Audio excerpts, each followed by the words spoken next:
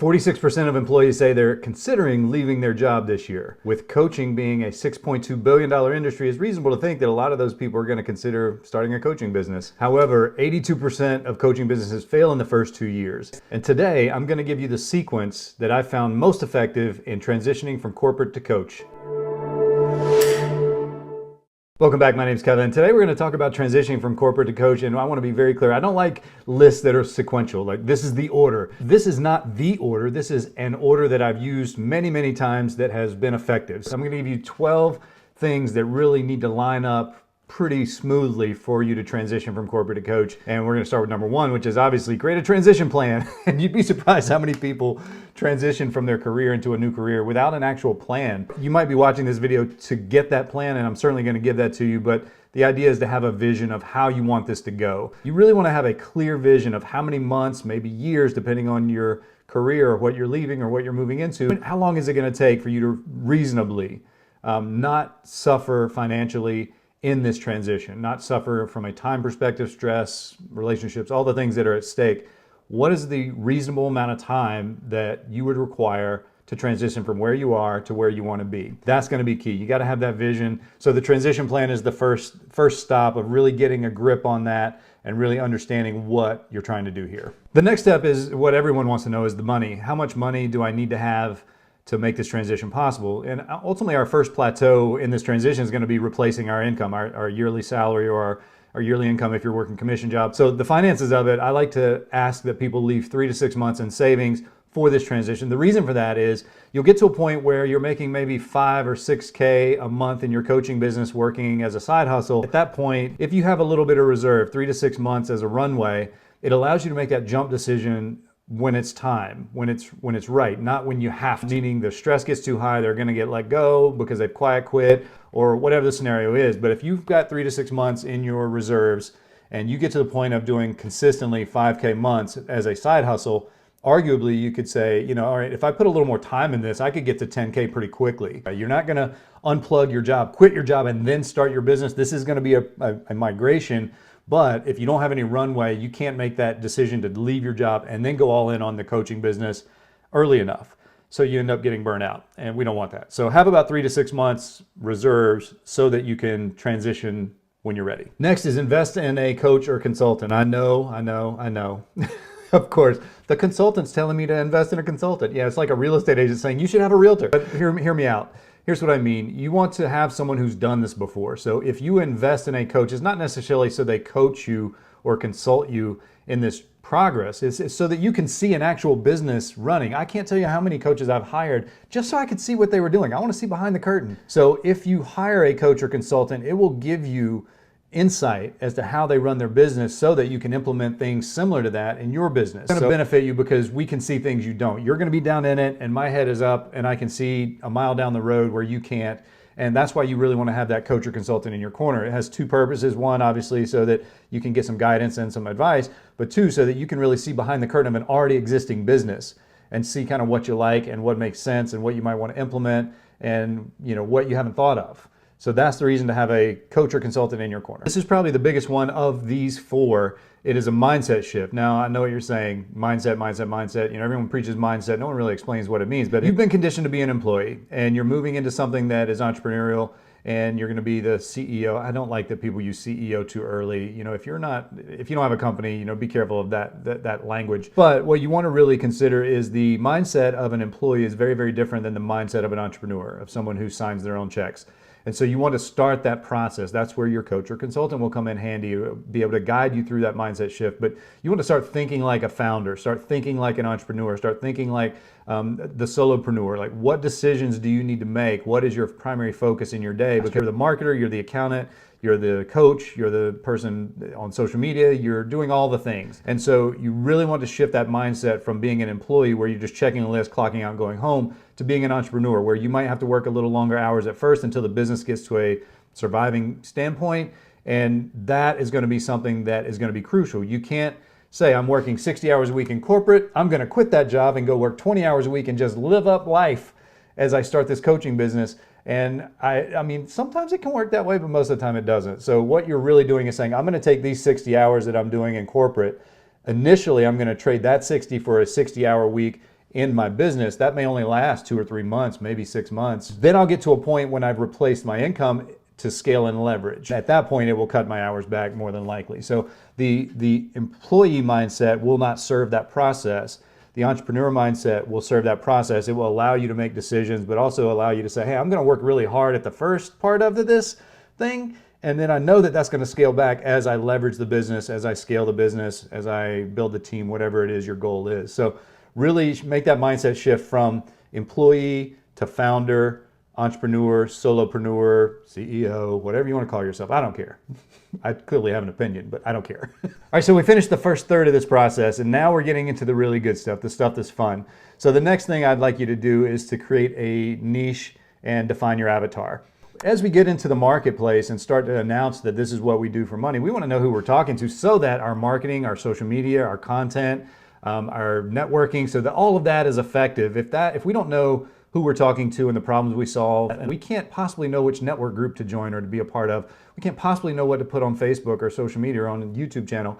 So you really want to create that niche and that avatar. And in the niche department, you really want to go as narrow as possible. I've got a client and she works with moms, stay-at-home moms who create a side hustle. Do you see how specific that is? So if you're a mom and you're stay-at-home and you don't have any other income, but you'd like to work 2 or 3 hours, 3 or 4 days a week as a side hustle, like that's who that person is talking to. So you really want your niche to be super specific. Go down as far as you can at first because that will allow you to get clients and results. The next part is the avatar. Once you find that niche, you want to create the specific person that you would like to work with. The intuition is that that's going to limit you, and it's just not. I'll give you an example. I worked with a client years ago. She happened to be in real estate, and she wanted to help women invest in real estate, help women in business invest in real estate. And I said, great, let's do that. And there was a little apprehension of what if the families and the men and all the people out there that are not that, I said, don't worry about it. We're going to create messaging. So she created a bunch of great messaging around helping women invest in real estate, and her first 3 clients were men. And their sentiment was, my partner, my wife is going to love you. So don't feel like that your niche and your avatar is going to limit you. It's just going to get you very clear on what you stand for in business and the problems you solve. And that'll help you create the next step, which is the offer, which is how you make money. Okay, next we create a beta offer. Now this is not the signature offer. This is not the big offer. What we want to do is create a no-brainer, get people in the door offer. Keep in mind, we have not left our job yet. We're still getting a paycheck. Beta offer allows us to kind of test the waters, to say, okay, we've got a niche, we've got an avatar. Let's create an offer that's maybe a 90-day sprint, maybe a 6-week course, something that's easy, that has a finite amount of time on it, that we can put out into the world. You're talking to the moms out there who are like my client, the stay-at-home moms who want a side hustle. It may be 6 weeks to determine what it is you're going to do for your side hustle. So it would be a process where you determine what you're going to go all in on. That kind of helps you not waste any time or money, right? So that would be an example of a 6-week program that would be a beta offer that allows you to get people in the door. We want to keep this kind of simple, no-brainer, not super expensive. This is not going to change your tax bracket. This is not going to allow you to quit your job. It's simply going to bring people in your door so you can get your feet wet in coaching and see where the gaps are in your business. Because as people come in and start paying you money, you'll notice, oh wow, my systems aren't what I thought, or I need to get this or that or the other thing. And we'll talk about that in a little while. But first, let's create a beta offer that you're going to put into the world to get people in the door. All right, step 7, after you get your niche avatar and your beta offer, now you can start presenting that to people in the world. So you want to leverage your network. These are people that you already know. There's a really good chance that the first 3 to 5 people that are going to accept your beta offer, you already know. Maybe on a personal level, they might come to your house for barbecues. What we want to do is leverage the existing network that we have so that we're not advertising to cold markets yet. We're simply saying, hey, here's what I'm doing. This is a side hustle. Do you or anyone you know would be interested in this thing that I'm doing? So leveraging your network is not putting the post on social media and thinking that's going to solve your problems and get you $1 million right away. It is reaching out via DMs, text message, phone calls, face-to-face, whatever the mechanism is, and saying, hey, here's what I'm doing. Would you be interested in hearing more about that or jumping in on that? And that's how you get those first 3 to 5 people. So your network is going to be super important. As you go, you will build that network, but right now you got to work with what you got.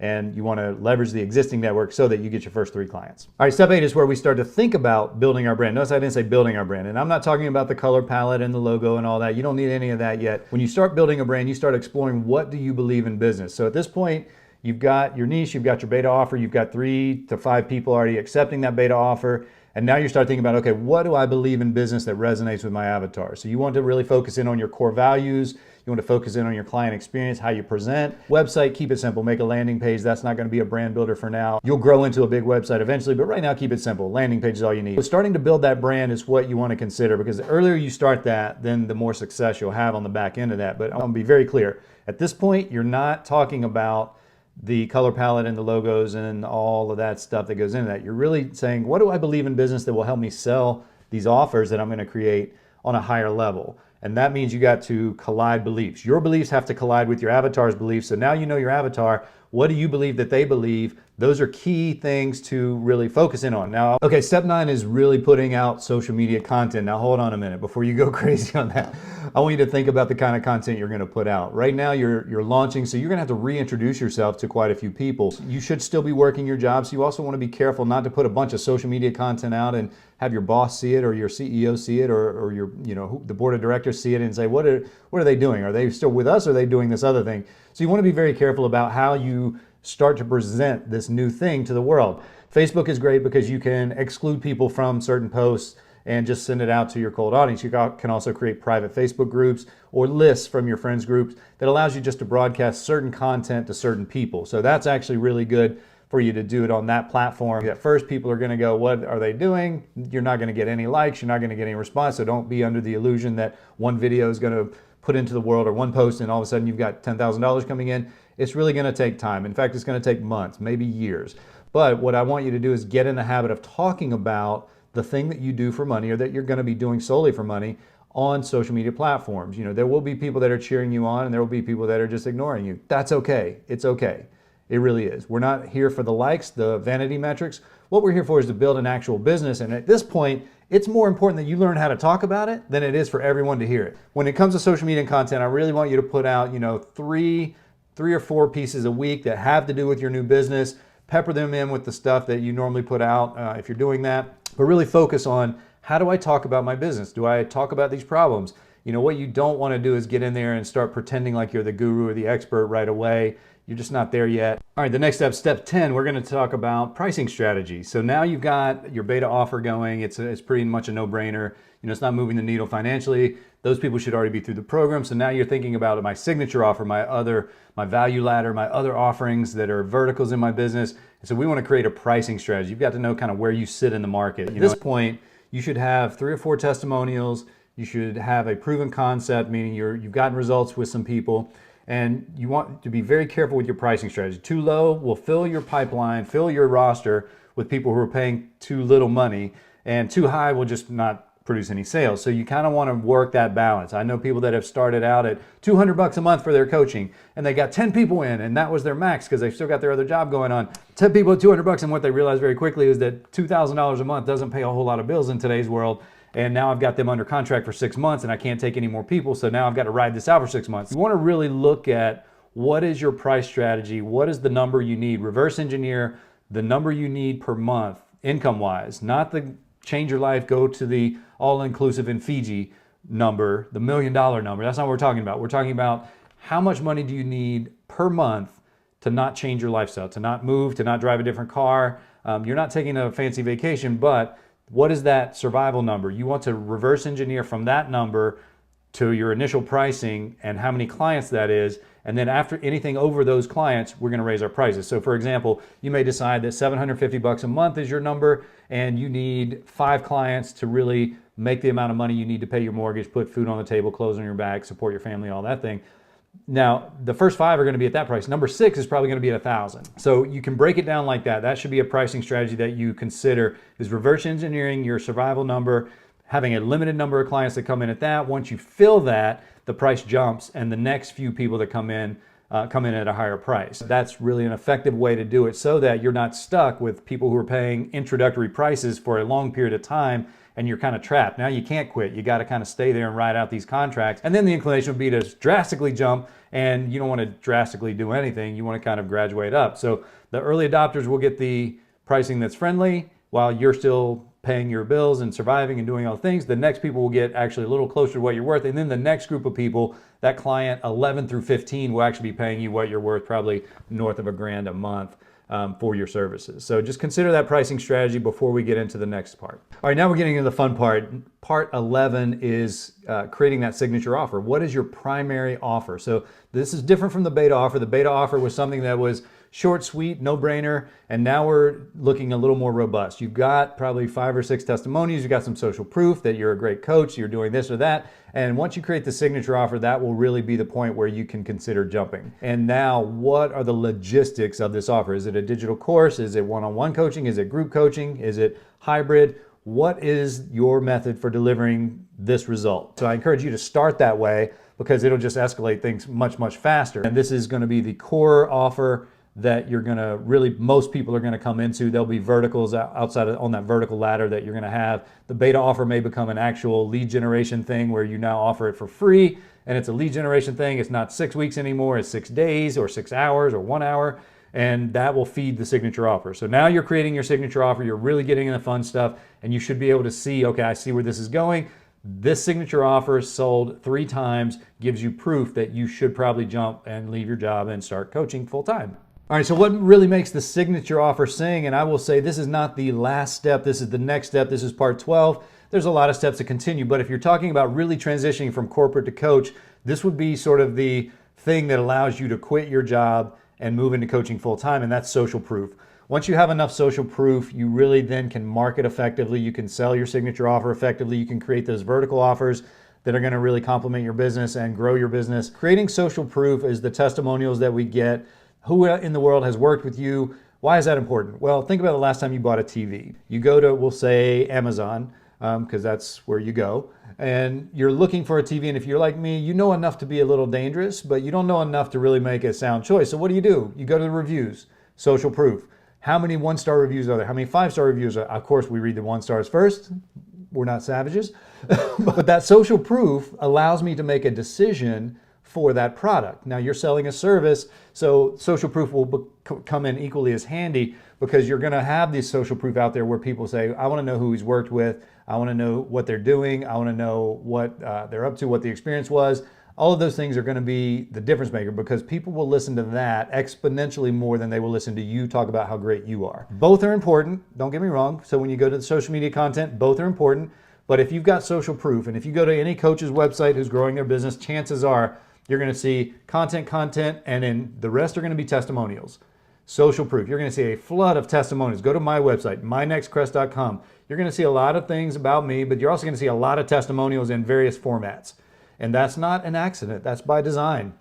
That is what people want when they go somewhere and they don't know us personally. They need social proof. So, all right, there you have it. Those are the 12 steps. So now you should have a roadmap to get to where you want to be. Of course, implementation is going to be key, and having the right people in your corner is going to be key, and having the support and the vision is going to be key. But you should have enough information to say, okay, I think I can do this. I think we can actually make this move, and I think we can start the process. And that's going to be exciting. That's going to be exciting. So if you're a coach out there and you've got other advice that we didn't hit in these little notes, put them in the comments. Let people hear about it. We want to give them as much information as possible. If you're saying, hey, I'm in corporate, I've been thinking about coaching, I've got a question, also put in the comments because you're going to have a lot of coaches watching this that have really good advice. I've got some really great advice for you. Of course I do. Anything you need. If you need a free consultation, go to my website, mynextcrest.com. There's a button that says free consultation. That would be the one you push and get in on that. And it's a free 30-minute, no pressure, no pitch conversation where I'll kind of tell you what you need to do next and kind of what you need to focus on. Hope you enjoy that, and I'll see you soon. My name's Kevin. Have a great day.